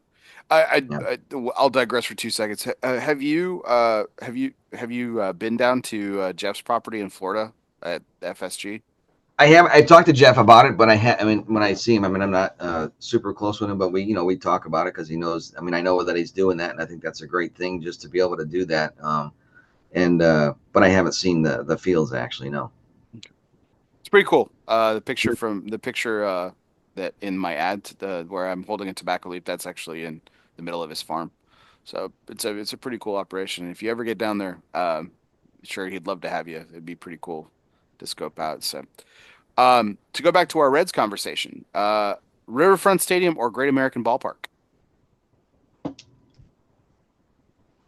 I mean, I actually was pretty fond of Great American Ballpark when I went there. The only time I was at Riverfront was when the trade show was in Cincinnati. Um, when we got to Cincinnati, the Reds went on like a 12-day road trip, so I wasn't able to see a game there. But I did see the Bengals play the Detroit Lions, so at least Oh, I got to go to the stadium. all And right. then a bunch of the Lions, there was a few guys. I think one of the head coach, I don't remember who it was, but then there was a couple players that were cigar smokers. You know how that is. They end up walking the floor at some point. So there were some Lions walking the field, or the trade show floor. So it was kind of cool. That's cool. All right. Would you rather do you prefer to have a cigar with other people or alone? I would say I would prefer with other people, but I probably smoke by myself more often than not. So when I'm in my office or driving. So along that line, are you an introvert or extrovert? I'm not an introvert. No, I would say more. I would rather be with people. It's just because of the way. I mean, I do a lot out of my home office, so I'm by myself there a lot. But then I'm on the road with customers, so I smoke a lot with them as well when I'm at lounges and things too. So All right. And the last one is going to that jacket that you're wearing tonight, Callaway. I know you like to make your way around the links every once in a while when you can. Would you rather play Pinehurst #2 or Pebble Beach? I wouldn't even have a preference. I'd be happy to play either place. So What's the what's the most infamous course you've ever played? what I think I played the ocean course at Keo Island. That was pretty cool. I was Okay. on vacation there one time, and that was. I just remember teeing off, and they said there's no out of bounds. There's just sand everywhere. So 'cause it was right on the ocean, obviously, hence the name. So it was an interesting course, just beautiful scenery. So How'd you play? so. Yeah. What's your handicap? I haven't. I was probably like um, between like a 10 and a 12. So I mean, I could hit the ball decent, but I was never. I haven't really played that much. I had a couple shoulder injuries in the last 4 or 5 years. So Hmm. um, It's my too bad. theory on golf is that the better my golf game was, the worse my business was, and I'd rather have business be better. So I haven't played as much lately, Yeah, and I if you had a couple of injuries, so I just haven't gotten into it. I really wanted to get back into it. My sons are playing, so I mean, I'd like to be able to play more with them and get back into it, but I just haven't in the last couple of years. when you're around a 10 to 15 handicap, that's when golf is fun. Yeah, Like, you have the few, you have a couple birdies around. That's always nice. You yeah. drive the barrel and you make a cool I mean, I couple played good in putts high and stuff. school. I played in high school, so I mean, for 4 years, I was playing 5 or 6 times a week. So, um, it was I could hit the ball. I was decent. I was never like a big long ball hitter, but I was I could hit it straight for the most part. So I played in high school as well. I got down to a three. yeah, And you would have nowhere. beat.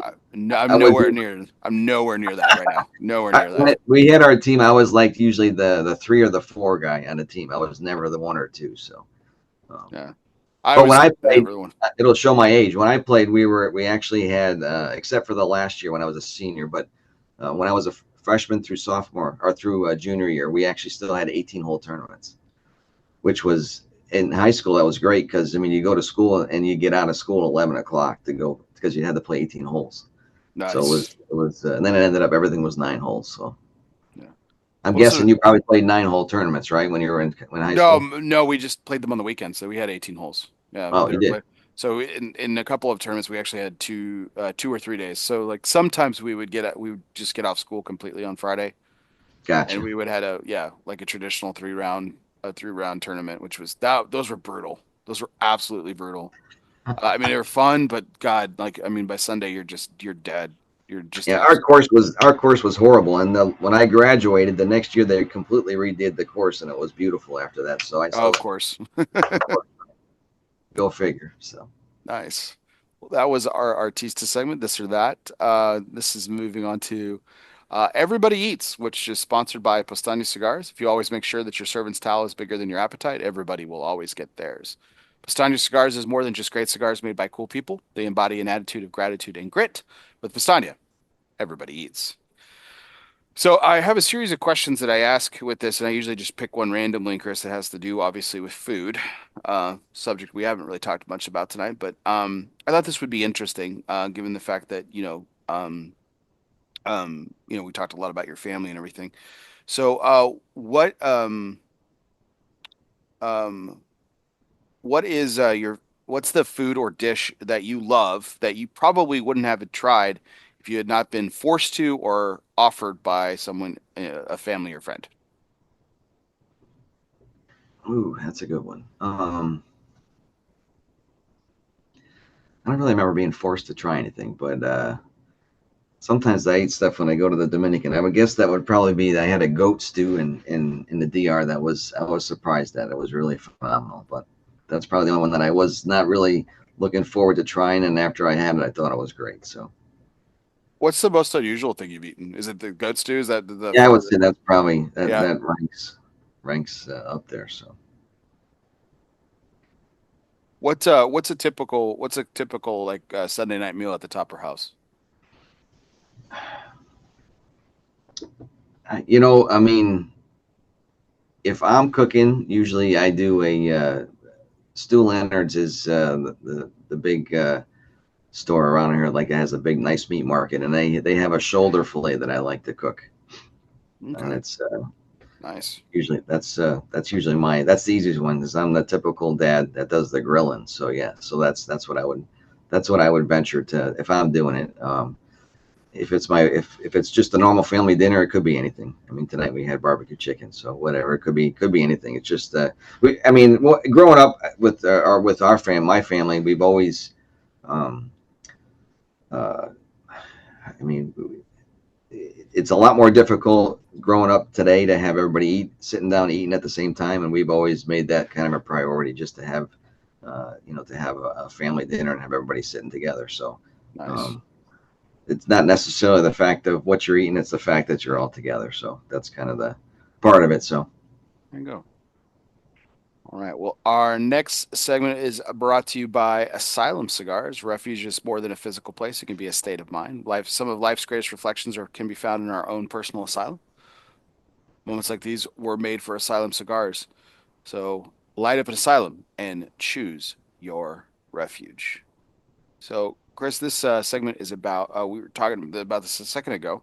You do smoke alone, like you said, quite a bit. Um, but sometimes it's not. We do a lot of smoking around other people, obviously, and you obviously smoke a lot for work. So those moments aren't really what I'm looking for here. This segment is really about like, a time and a place, and you've probably had several of these in your lifetime where it was a really, really a solid moment of solitude. And this could have been like a quiet moment of reflection, maybe celebrating something.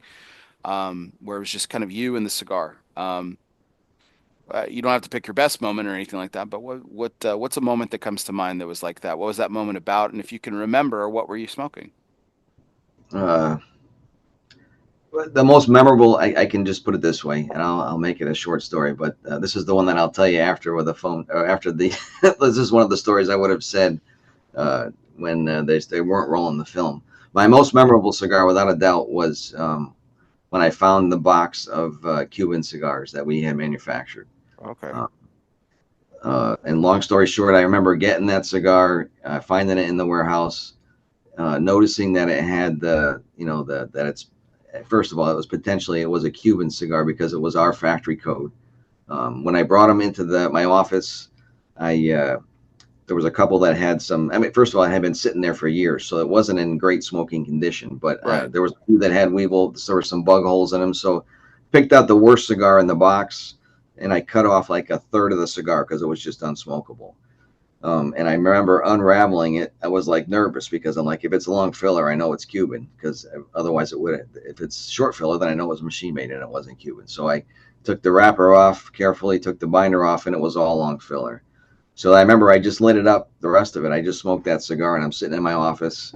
I got pictures. I mean, you can see behind me. I got pictures of my dad, my grandfather, and my great grandfather, and it was my grandfather could have been alive and maybe was overseeing production at that time when those cigars were made. So that was just it was the most, for lack of a better word, it was almost like the most emotional cigar I ever had because it was the only one that I got to smoke that was one of our Cubans.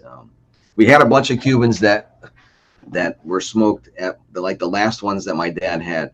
They went through a bunch of boxes at my parents' 25th anniversary. So I was like 9, so or 8 or 9, so I didn't get to smoke any. So this was my only chance at smoking something that was from our factory. That was so yeah, that was the most memorable cigar that I had. Awesome. How did it taste? Phenomenal.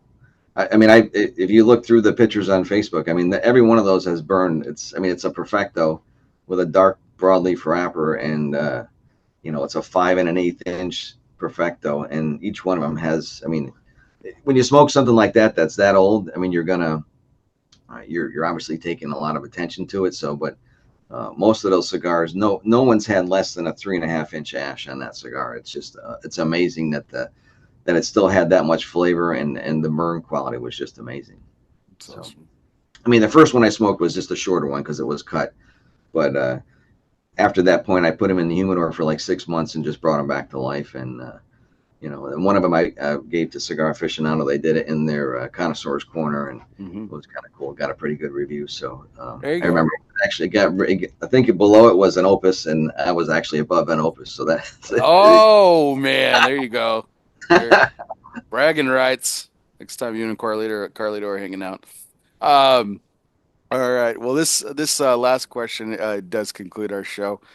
Chris, I greatly appreciate the time that you've given me. Thank you so much, as well. But this is our Dunbarton Tobacco and Trust curveball segment. Fastballs or curveballs, it doesn't matter.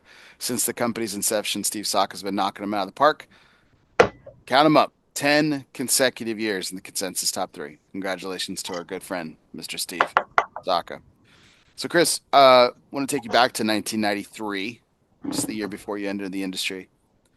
Say the boom never happens, and your father's demand of you're not going to come work for me because the industry is not what it is, and you'd continued in finance, or maybe you continued something else. I mean, what do you think would be the most different between the Chris Topper that you are today versus the Chris Topper that had never entered the cigar business? that's a tough question. So yeah, I mean, I don't know that I would be that much different other than not having the appreciation as I've gone through all these years, 30 years that I've done in the business to have an appreciation for what my great grandfather, my grandfather, and what my dad did to be able to, you know, uh, you know, put everything into something and put your name on a product and get it out to market. So that would be the biggest thing. I wouldn't have had that fulfillment of being able to do that. It would have been something else maybe, but it wouldn't have been that to continue that family history and to to continue to do that. It's at the end of the day, you're still. I'm proud of obviously would like to have bigger numbers in the checkbook and have a lot more business, but I mean, we're still here, and like I said, we're the last ones doing what we're doing. So I mean, it's Yeah, kind of something to not hang your hat on, but it's something. So it's for sure. something to be proud of, and to be able to continue with what they started. So 'Cause here's where I kind of was going with this, Chris. Like I was thinking about this the other day. I was just thinking about you as a person and who the person. Like, and there's tons of people with great personalities in this industry. Don't get me wrong. And there's tons of positive people in this industry. Um, and I granted I haven't spent a long time, in our interactions with you or anything, but the my takeaway from our conversations and you just as a person is always that you always seem just genuinely happy. Not happy in the like overly exuberant way. You're not like jolly. I wouldn't characterize you as jolly, but you always just seem really, really happy. And with where you are, with what the business is doing, with what your with your family name, your family, everything about it, and um, do you kind of going with this question, this alternate universe curveball? I mean, do you think you would be happy if you had never gotten into the cigar business? I mean, it just would have been different. I mean, I don't really envision that I would have been dramatically different. Who knows? I mean, I may have done something and been phenomenal at it, or I may not have had as much success, or I wouldn't. Who knows? I mean, I don't know. It's really a difficult question to answer. Hmm. Not actually putting a lot of thought into it. So, um, but I mean, um,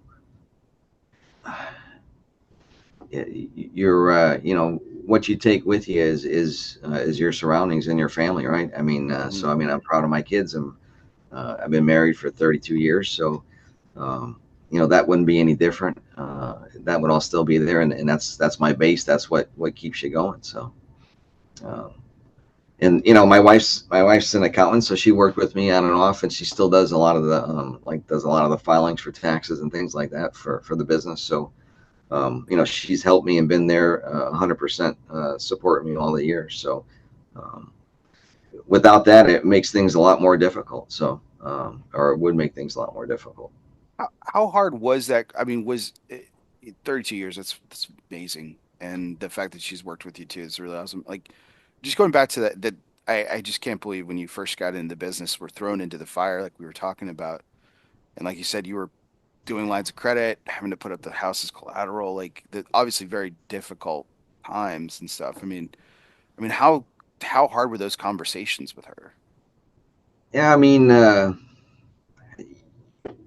mean, looking back at it, I don't even know. I mean, you just sometimes you just do stuff. I mean, if it's either you do this or you don't have a choice. I mean, you try, you get, you make the best of it. So, and you just go with it. Yeah. Uh, uh, and then there's everybody always thinks of your business and everything's all great and you have all this stuff and but they don't really talk about the difficult times too. So Right. and without the support and um, it's just yeah. I mean, that's the whole package, right? So I mean, it's thankfully met my wife in college and we've been together for a long time. So, and like I said, so that's without all that, it's there's really not really much to talk about. So I, without, what I mean. I mean, it's great that it's cool that we have the business and it's the history, and but without it, it doesn't really work if you don't have everything else too. Yeah. So It's that's not just it's not as meaningful without those the no, people that of are course around not. you. Yeah. Okay. No, Wonderful.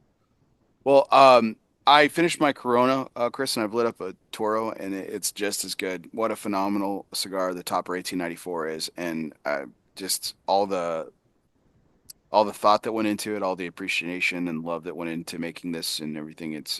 You can truly, it's truly something special. I also, you got to love the price point on it too.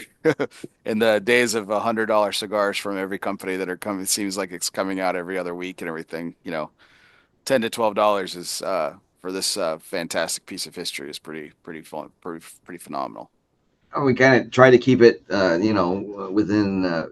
I mean, it's reasonable in today's market. Oh, So very reasonable. Absolutely. for sure. So Thank you uh, so much. Again, thank you so much for being so generous, and I'm really enjoying this and everything, and I really enjoyed our conversation tonight. So thank you so much.